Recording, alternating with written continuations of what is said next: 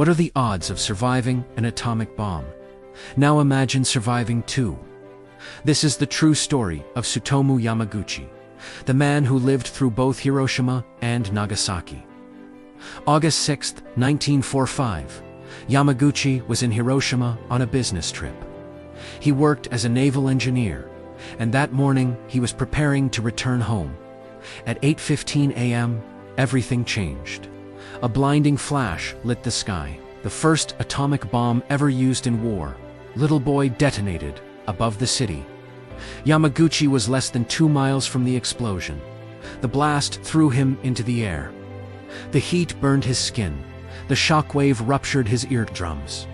When he regained consciousness, the city around him was unrecognizable. Buildings flattened, fires everywhere, people wandering in silence, injured, burned, in shock. And yet, he survived. Severely injured, but alive.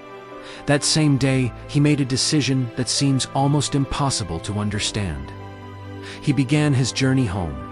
Despite his burns and injuries, Yamaguchi boarded a train the next day and traveled back to Nagasaki, where his wife and child were waiting. 2 days later, on August 9th, he reported to work.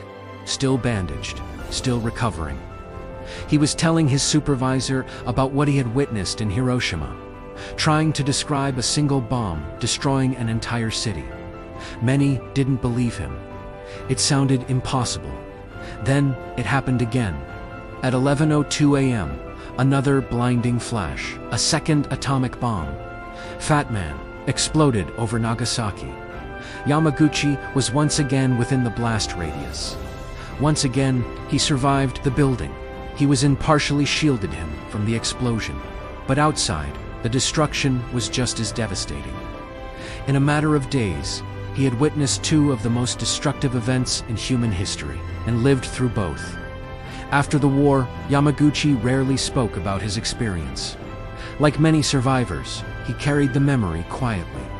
But later in life, he began to share his story more openly, not as a symbol of survival, but as a warning. He became an advocate against nuclear weapons, not out of anger, but out of what he had seen, out of what he knew humanity was capable of.